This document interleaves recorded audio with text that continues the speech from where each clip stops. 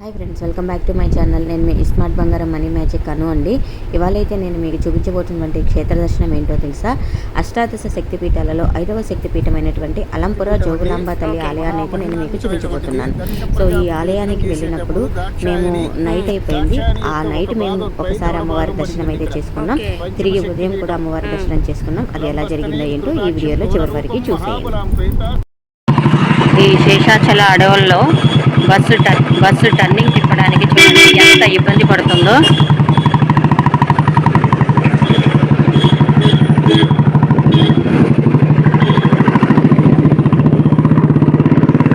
ఏ riders ఆగండి, ఎక్కడి వరకు చూసారా ఎలాంటి అడవిల్లో వెళ్తున్నాము మీకోసం. అమ్మవారిని అలంపురం జోగులాంబ అమ్మవారిని చూపించడం కోసం అయితే అమ్మవారి గుడిని చూపించడానికైతే మేము వెళ్తున్నాం. ఎంత దట్టమైన అడవి, ఎంత నిర్మానుష్యంగా ఉందో చూడండి. ఇంతటి రిస్కులు చేసి అయితే మేము మీకు ఆధ్యాత్మికంగా దేవుళ్ళని అన్నింటినీ మీకు చూపించి మన సనాతన ధర్మాన్ని అభివృద్ధి చేయాలన్న ఒక సదుద్దేశంతో అయితే మేము ఈ యాత్రలు అయితే చేస్తున్నాం అనమాట. జోగులాంబ తల్లి ఆలయానికైతే చేరుకున్నామండి. జోగులాంబ అష్టాదశ శక్తిపీఠాలలో 5వ శక్తిపీఠమైనటువంటి జోగులాంబ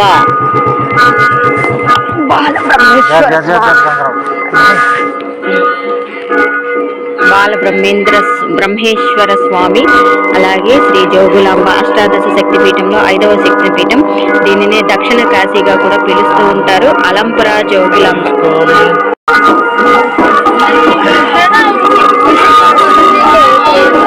ఇలా పెట్టే, ఇక్కడ పెట్టే.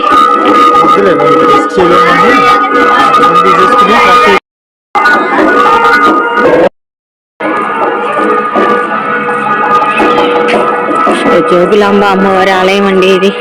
చూడండి ఎంతో అదృష్టం చేసుకున్నారు మీరందరూ కూడా. నేను చూస్తూ మీకు కూడా ఈ క్షేత్ర దర్శనాలన్నీ కూడా మీకు చేయిస్తున్నాను. మేము వెళ్ళిన రోజు శుక్రవారం అండి. నైట్ 8:30, 9 అయిపోతుంది టైము. సో నైట్ 8:30కే అమ్మవారికి ప్రతి శుక్రవారం రోజు హారతి ఉంటుందట. అలాగే పౌర్ణిమ, అమావాస్య, శుక్రవారం రోజులలో అమ్మవారికి బంగారు కిరీటాన్ని అయితే అలంకరిస్తారట. ఆ బంగారు కిరీటం మినిమం 1.5 kg బరువు అయితే ఉండి దానిపైన అమ్మవారికి సంబంధించి తల మీద ఉన్నటువంటి అనేక రకాలైన జంతువుల చిత్రపటాలు అయితే ఉంటాయట. సో ఆ దర్శనం కోసం అయితే మేము పరుగున ఆలయానికి అయితే పరిగెట్టడం జరిగింది. సో అమ్మవారి ఆలయం మనకు ఇక్కడ వెనక వైపు నుంచి శ్రీ బాలబ్రహ్మేశ్వర స్వామి వారి ఆలయం లోపల నుంచి అయితే అమ్మవారి ఆలయానికి మార్గం అయితే ఉంటుందండి. లేదంటే అటువైపున తుంగభద్ర నదీ తీరం నుంచి కూడా అమ్మవారి ఆలయానికి అయితే మనము వెళ్ళొచ్చు అనమాట. 2 ఎంట్రన్స్లు అయితే ఉంటాయి. మేమైతే బాలబ్రహ్మేశ్వర స్వామి ఆలయంలో నుంచి అయితే అమ్మవారి ఆలయానికి వెళ్తున్నాం.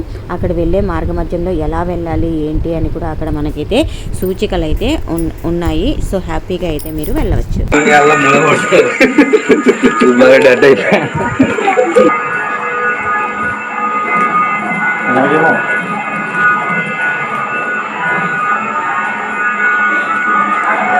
ఇలాగే బోర్డు రాస్తుంది.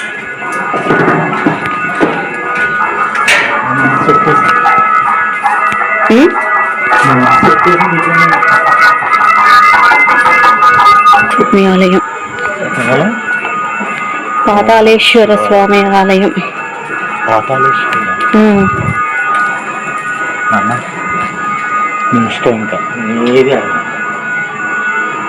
పాతాళేశ్వరుడు ఇదేనండి అమ్మవారి ఆలయం. ఇప్పుడు మీరు కనబడుతున్న ఈ మార్గము తుంగభద్ర నది నుంచి మనము రావడానికి ఉన్నటువంటి మార్గము. మేము ఇటువైపున ఆలయం బాలబ్రహ్మేశ్వర స్వామి ఆలయంలో నుంచి అయితే రావడం అయితే జరిగింది. ఇది అమ్మవారి ఆలయం యొక్క ఎంట్రన్స్ అండి. సో లోపల మనకు చూశారు కదా, చాలా చిన్నదైన ఆలయము, చూడముచ్చటైన ఆలయము. ఇంత గొప్ప గొప్ప క్షేత్రాలన్నీ కూడా చాలా సాదాసీదాగా అయితే ఉంటాయండి. హడావిడి అనేది ఉండవు. గొప్ప వాళ్ళు ఎప్పుడూ కూడా నిరాడంబరంగా ఉంటారు. వారి యొక్క ఆడంబరత బయటపడనీయకుండా ఉంటారు అనడానికైతే ఇది ఇలాంటి గొప్ప గొప్ప పేరుగాంచిన ప్రఖ్యాత శక్తి కలిగిన ఆలయాలన్నీ కూడా ఇంత నిరాడంబరంగా ఇలా అందంగా అయితే ఉంటాయన్నమాట. సో ఇప్పుడు మీరు చూసారు కదా, చాలా చిన్న ఆలయం ఎంత అద్భుతంగా అయితే ఉందో. మేము దర్శనానికి అయితే వెళ్తున్నాం. ఇదిగోండి మీకు ఎదురుగా లైట్స్ కలర్ చేంజ్ అవుతున్నది గర్భాలయం అండి, అమ్మవారి యొక్క ఆలయం. అమ్మవారికి హారతి జరుగుతుంది. సో లోపల మనకు వీడియో తీయడానికి పర్మిషన్ లేదు. నేనైతే అతి కష్టం మీద కొన్ని చిన్న వీడియో క్లిప్నైతే తీశాను. ఆ వీడియో క్లిప్నైతే నేను మీకు ఇందులో యాడ్ చేశాను, చూడండి. అలాగే ఇప్పుడు ఇది అమ్మవారి ఆలయం యొక్క దర్శనం ముగించుకొని మేము బయటకైతే వచ్చి మీకోసం కొన్ని చిన్న చిన్న క్లిప్స్ అయితే తీయడం జరిగింది. చూసారా, మనకు వెనక కనబడుతున్నదే అమ్మవారి యొక్క ఆలయం. ఇంత చిన్న గుడి కదండి, కానీ చాలా ప్రశాంతంగా ఆనందంగా అయితే ఉందండి. అక్కడ ఉన్నంతసేపు ఏదో మాకు తనివి తీరని మమైకమైన దృష్టితో అయితే మేము అక్కడ ఉండడం జరిగింది. ఇదే అమ్మవారి యొక్క ఆలయం లోపల అమ్మవారి దర్శనం చూశారు కదా. ఇప్పుడైతే మనము ఆలయం బయట దర్శనం ముగించుకొని బయటకు వచ్చి పరిసర ప్రాంతాలన్నింటినీ కూడా నేను చిన్న చిన్న క్లిప్స్ అన్నీ తీయడం జరిగిందండి. సో ఇక్కడ ఇవిడైతే స్తంభం దగ్గర దీపారాధన చేసి చాలా అద్భుతంగా పాట అయితే పాడింది. అలాగే మరుసటి రోజు ఉదయాన్ని కూడా మేము అమ్మవారి దర్శనానికి అయితే వెళ్ళామండి. సో అమ్మవారి దర్శనానికి వెళ్ళినప్పుడు అక్కడ పంతులు గారు మనకు అమ్మవారి ఆలయం యొక్క విశిష్టత, అమ్మవారి ఎలా ఏర్పడ్డారు, ఇవన్నీ కూడా మనకు వివరించడం జరిగింది. అవన్నీ కూడా మీరు ఒకసారి పంతులు గారి మాటల్లో విని అమ్మవారి యొక్క విశిష్టతని తెలుసుకుంటారని, వీడియో చివరి వరకు చూస్తారని మనస్ఫూర్తిగా నమ్ముతూ ఈ వీడియోని మీకైతే అప్లోడ్ చేస్తున్నాను. రండి చూసేయండి.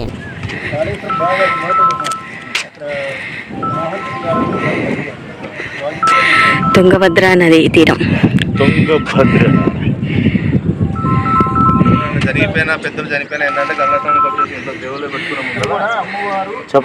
అలంపుర జోగులాంబ తల్లి ఆలయం దగ్గరికి అయితే వచ్చామండి మేము. ఇదిగో చూడండి, ఇది ఆలయం. ఇది ఆలయంలో ఉన్నటువంటి పుష్కర్ ఘాట్.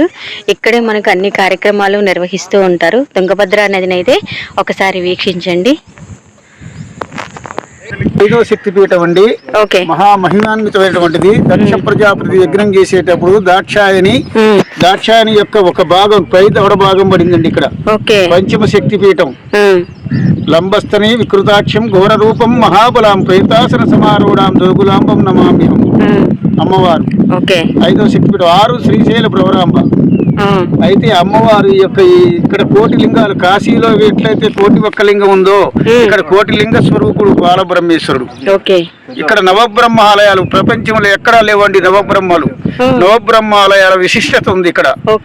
బ్రహ్మదేవుడికి సృష్టి చేసేటువంటి శక్తి తగ్గిపోతే బాగా బ్రహ్మదేవుడికి సృష్టి చేసేటువంటి శక్తి తగ్గిపోతే అక్కడ అయితే బాలబ్రహ్మేశ్వరుడు కాశీ విశ్వేశ్వరుడు గురించి తపస్సు చేశాడు బ్రహ్మ. తపస్సు చేస్తే ఆయన అన్నాడు, అలంపూరు దక్షిణ కాశీ, ఇది ఉత్తర కాశీ, అందుకని మీరు అక్కడ పోయి తపస్సు చేసుకోండి అని బ్రహ్మగారికి ఆజ్ఞించాడు. బ్రహ్మ ఇక్కడ తపస్సు చేసుకున్న తర్వాత, మరి నువ్వు తపస్సు చేసేవు నాయన, మరి నీకేం వరం కావాలన్నాడు. అయ్యా, నవబ్రహ్మాలయాలు నిర్మించుకోవాలని ఉంది నా మనసులో అన్నాడు బ్రహ్మదేవుడు. నవబ్రహ్మాలయాలు నిర్మించుకోవాలని ఉంటే పేరు నీది, రూపం నాది అన్నాడు పరమశివుడు. ఈ 9 బ్రహ్మాలయాల్లో కూడా లింగ రూపంలో చాలా శక్తి స్వరూపిణి. రూపం నీది, అది పేరు నీది, రూపం నాది బ్రహ్మదేవుడు చెప్పాడండి. బ్రహ్మదేవుడికి ఆయన కాశీ విశ్వనాథుడు ఆజ్ఞనిచ్చాడు. అయితే ఈ నవబ్రహ్మాలయాలు దేశంలో ఎక్కడ లేవు మేడం, అలంపూర్లోనే ఉన్నాయి. ఎన్నో దేవాలయాలు తిరిగాం మనం, కానీ నవబ్రహ్మాలయాలు అనేది ఇంతవరకు లేవు. శక్తిపీఠం అమ్మవారు 5వ శక్తిపీఠంలో చాలా మహిమాన్వితమైనటువంటిది. అమ్మవారి ముందు మీరు ఏది కోరుకున్నా కూడా మీకు తక్షణం మళ్ళీ ఇదే రోజు మీరు నా దగ్గర రండి. తప్పకుండా గురుగారు, తప్పకుండా మీకు ఆ పని నెరవేరుతుంది. అమ్మని నమ్ముకోండి, జోగులాంబని నమ్ముకోండి, మీకు చక్కగా అన్ని అమ్మవారి అనుజ్ఞ ప్రకారం, అమ్మవారు దయ ప్రకారం మీకు చక్కగా అన్ని సకలంగా జరుగుతాయి. శుభం అండి. అందులో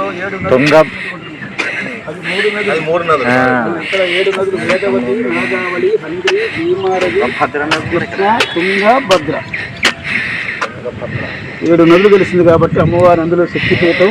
మహామహిమాన్వితమైనటువంటి స్థలం. కోటి లింగాల స్వరూపం ఇది. కోటి లింగ స్వరూపాయ స్వర్ణలింగాయ రససిద్ధిలింగాయ బాలబ్రహ్మేశ్వరాయ నమః. అందుకనే దక్షిణ కాశీ, ఉత్తర కాశీ వారణాసి అయితే, దక్షిణ కాశీ తుంగభద్ర అలంపూర్. అయితే అక్కడ గంగానది ఎట్లా ఉత్తరవాహినో దక్షిణ కాశీలో తుంగభద్ర అట్లా ఉత్తరవాహిని. ఇట్లా ఉత్తరవాహిని 7 నదులు కలిసినటువంటి తుంగభద్ర నది చాలా బాగుంటుందండి. కాశీలో చేస్తే ఎంత పవిత్రము, ఎంత పుణ్యమో, ఇక్కడ దక్షిణ కాశీలో చేస్తే అంత పుణ్యం. స్వామి, నదిలో ఒక కాళేశ్వరం ఏదో గుడి నదిలో ఉంటుందన్నారు, అది ఎక్కడండి? అక్కడ మన సంగమేశ్వరం అని ఇక్కడ నుంచి ఒక 110 కిలోమీటర్లు ఉంటుంది. నందికొట్కూరు పోయి నందికొట్కూరు నుంచి పాములపాడు మీదకి పోవాలి. 6 నెలలు నదిలోనే ఉంటుంది. అదే వర్షాకాలం ఆ నీరు తగ్గిన దాకా నదిలోనే ఉంటుంది. 6 నెలలే గుడి బయటపడింది. నందికొట్కూరు నుంచి వెళ్ళాలా? కొట్కూరు నుంచి పాములపాడు మీదకి వెళ్ళాలి. 110 కిలోమీటర్లు వస్తుంది అక్కడ నుంచి మహానంది వెళ్ళిపోవచ్చా అనమాట. సంగమేశ్వర స్వామి ఆలయంలో ఓకే ఉంటుందండి. అక్కడ మీకు ఇనప ఊసలు కనబడుతున్నవన్నీ కూడా నీళ్లు ఇలాగే ఆలయం చుట్టూ ఉంటది. అదే అమ్మవారి యొక్క ప్రధాన